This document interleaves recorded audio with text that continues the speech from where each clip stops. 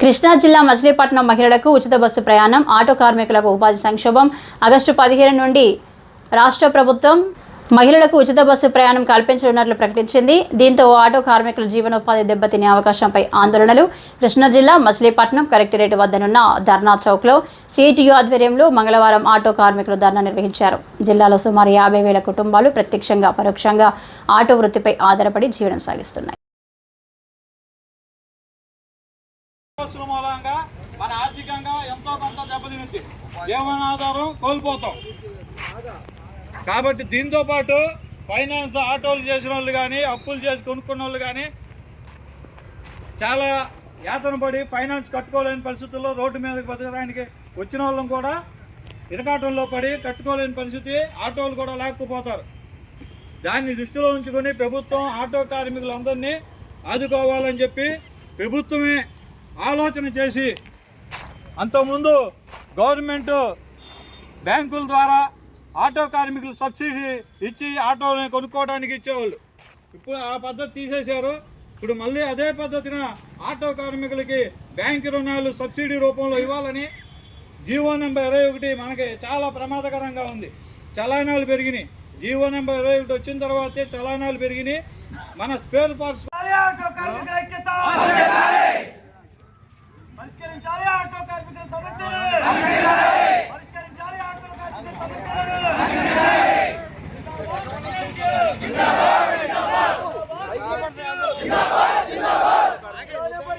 రద్దు చేయాలి, రద్దు చేయాలి, రద్దు చేయాలి.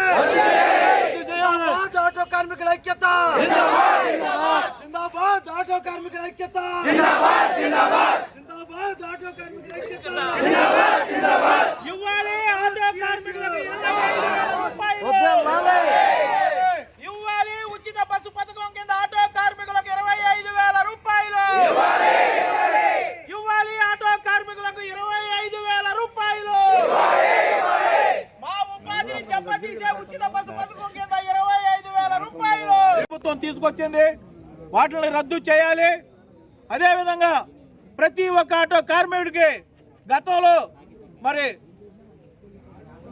ఎస్సీ కార్పొరేషన్, బీసీ కార్పొరేషన్, అలా కార్పొరేషన్ నుండి లోన్లు ఇచ్చేవాళ్ళు. ఇప్పుడు ఆ లోన్లు ఏమీ లేకుండా మరి ఆటో రంగాన్ని కుదేలు చేసే పరిస్థితిలో ఉన్నారు.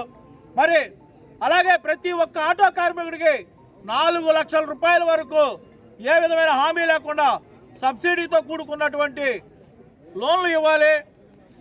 మరి సంక్షేమ బోర్డు ఏర్పాటు చేయాలి. ఇదే విధంగా కాకుండా ఇవాళ పెరిగినటువంటి ఇన్సూరెన్స్ ధరలను క్రమబద్ధీకరించేందుకు మరి ప్రభుత్వం చర్యలు తీసుకోవాలి.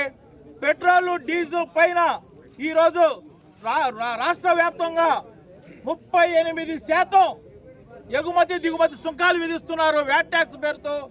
మరి ఆ సుంకాలను రద్దు చేస్తే ఇవాళ డీజిల్ 46 రూపాయలకి, పెట్రోల్ 60 రూపాయలకి ఇచ్చే పరిస్థితి ఉంది. మరి వీటన్నిటిని కూడా తగ్గించాలి. అదే పరిస్థితుల్లో మరి ఏదైతే మేము చలానాలు రద్దు చేయమన్నామో ఆ చలానాలు కూడా రద్దు చేయాలి. ఈరోజు ఏటీఎస్ పేరుతో బళ్ళకి ఫిట్నెస్ టెస్టులు చేసే కేంద్రాలని జిల్లాకు ఒకటి ఏర్పాటు చేశారు. మీరు ఫిట్నెస్ ఆలోచన మంచిదే, కానీ మేము కాదంట్లా.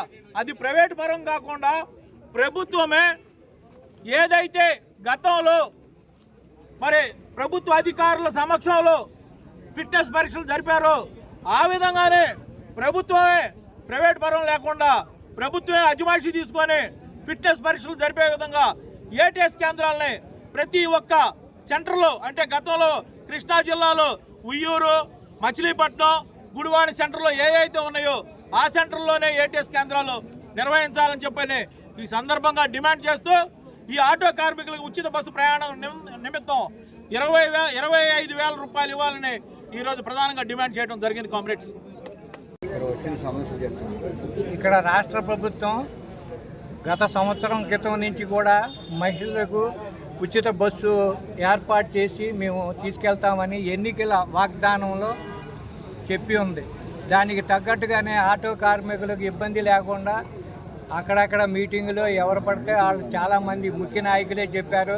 వారికి ఇబ్బంది లేకుండా మేము 15,000 వేస్తామని కూడా వాళ్ళు మనతో చెప్పడం జరిగింది.